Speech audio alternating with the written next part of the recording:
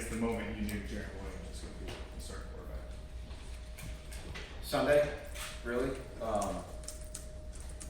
Crazy it sounds, we tried really hard to, Danny Otis and I never spoke on who we thought the front runner was until this past weekend, because we did not want at any moment to, sort of create a bias on the way that we watched.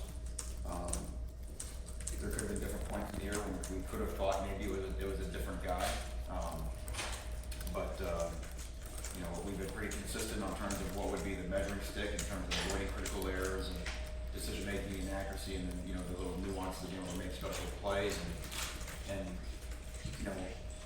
all. I would say at practice, and I would say we could win with all three of these guys. I really felt that, and I was not really why I kind of felt easy about the decision, because I was not like, oh gosh. I felt like we could go in any of the three directions. What separates Jarren is just Jarren has a little bit of an instinct. Once you get past the arm talent and all that thing, just a little bit of an instinct as to where to go with the ball and a feel for the game that I think was really different than the other two at this moment. And ultimately that might have been the deciding factor. Coach, you said that Jarren put the exclamation point pretty much after Saturday's scrimmage. Right. What are your thoughts on how accurate that is? Yeah, I think Jarren, we have a decision-making grade. I think Jarren graded out at 88% on Saturday, just in terms of going to the right spot. And that's why the way we have evaluated quarterbacks, it's not always result-based, right? Because, again, a pass been batted down the line or a guy could drop it. It's not always predicated off of, how did the drive end and touchdowns. And really that actually told the story for the scrimmage as a whole, because as I mentioned after scrimmage on Saturday night, from a result standpoint, the first half was not good at all. I mean, the offense was not getting in the end zone. But this is why we use data. When we went back and looked, the scrimmage was much better than the scrimmage 2 weeks ago in terms of our efficiency, in terms of our ideals of playing clean and not making mental errors and things like that. There were drive killing, one guy would have a penalty or one guy would have a false start, things like that. That still have to be corrected, but when you're talking about evaluating a quarterback, that can't go against the quarterback's evaluation as long as he's doing the right thing. Jarren by far was the best guy on Saturday. Man, 11 days, I think 11 days to be exact for that Florida game. Now making this QB decision, and especially on offense, knowing, hey, this is your guy that's going to be under center for that game. How much do you think this team is now focused and aware of how close this is and getting this thing started in a week and a half? Well, there's two things. One, we're wrong. I mean, we're into Florida prep as it is right now anyway. But secondly, it's just good to have a guy. You know what I mean? And again, a guy, I felt like at times we did have that a year ago where it's like, this is our guy. We're going to rally around our guy. We're going to protect our guy. Because everybody want to talk about whether that guy can do it all. Well, I got an idea. We're going to protect him with the way we play defense. We're going to protect him with the way that we block. We're going to protect him with the way that we catch. We're going to protect him with everything so that, we're not expecting whoever the quarterback was going to be to have to put on the cape and do it all himself. So I think the fact that the team can have a rallying point that we're not going to flinch on, I think is something that's been a long time coming. And what's the situation with, Tate and Nkosi? Do you expect them to be here on the team, stay on the team? I hope so. We told them right now that we felt it was too close a call for who the backup would be. So we want both those guys to be able to fight that out and find out. I know it's the old story, but you're a snap away. And for me, the story is that three guys proved on our practice field that they can win, that they can lead University of Miami wins. Where we were on January 1st, when we weren't sure there was a guy that could do that. I think that's the benefit. We got three guys that feel like they can go in there and function at a high level. Now it's finding who the second guy is. When is that short window of opportunity you get the guys to prove themselves? Given the fact that you have some depth in the position at quarterback, what's the time frame you give a guy to prove himself? In a game or whatever? In a game and No, to me, we don't even consider that. We don't even look at it that way. We picked a guy. We go with our guy. We understand that. Look, we have our entire offense is extraordinarily young.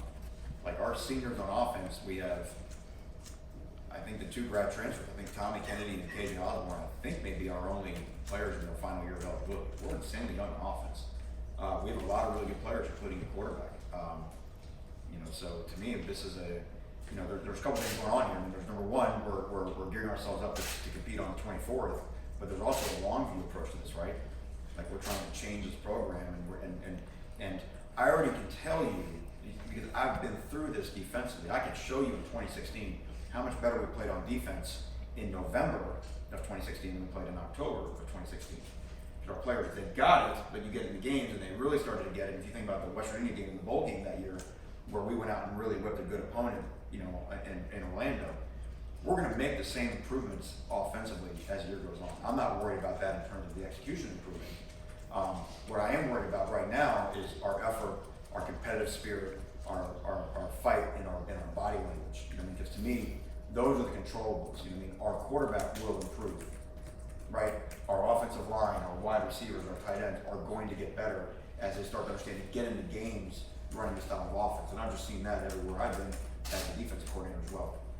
Is it imperative to have a backup name or known with game one as imperative as opposed to a starter, or is that something that could go on beyond next? No, for sure, because of snaps and preparation, right? Because really for next week, you know, I mean, we'll continue to work all three guys, but next week you got to have the guy that knows it. Like, listen, you know, I mean, it's not complicated. I mean, you know, knock on wood, things can happen, and you know, all of a sudden, you know, guys got to go in the game, and so you want that guy to be prepared.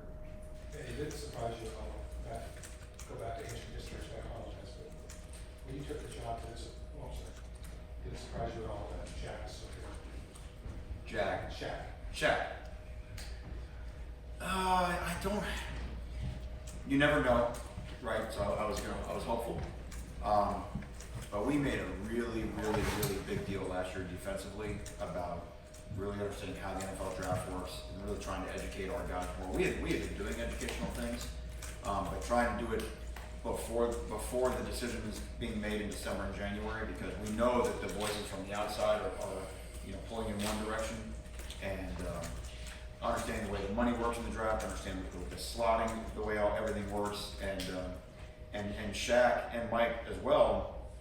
We're really buying into what we philosophically we're saying, just don't settle, right? When great's available, don't take good, and I think that's kind of their MO, you know. So I think they realized that where they felt like they'd be slotted, that they could do better than that. What makes them special, that story has been told before. I think what makes them special is they wanted to come back because they didn't want to walk off the field on a 7-win team. And it's very important to Shaq and Mike as well. It's very important that they want their name on the wall here. They want to leave. You know, they're constantly being, you know, evaluated by our ex-great linebackers, and they want to be able to walk out here and say we're peers. You know, and so I think for those intrinsic reasons, that's what makes them special to UM. Manny, you said a minute ago that you've stolen ideas from head coaches you've worked with over the past. So what have you kind of stolen or learned specifically from Coach Mullen? I think Dan and I have always seen the game through a similar lens. You know, I think Dan has always been a little bit of an outside the box thinker in terms of his way of approaching offense. You know, he's always trying to be very creative.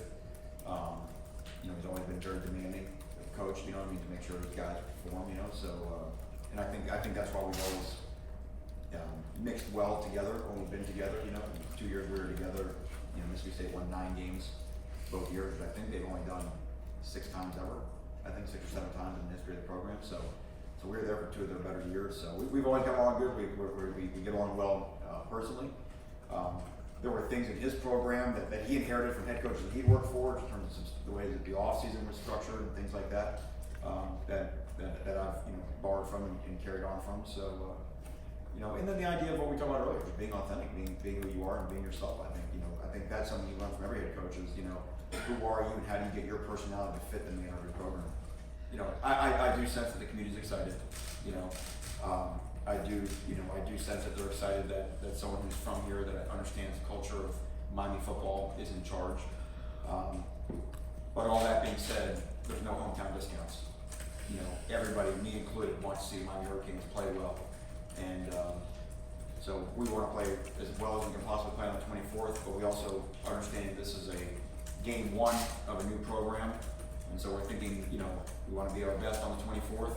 And then after that game, we want to play our next best game against the next opponent, and we want to be a team that is constantly improving as time goes on. We'll be a program that's constantly improving, and if you're constantly improving, it means you're never settled. So that's really been my thing. So it's been fun to, you know, again, in the, maybe you can call it the honeymoon phase, you know what I mean, to go do this, but it's honestly, since we got back on July 25th when we reported, it's been all business since then.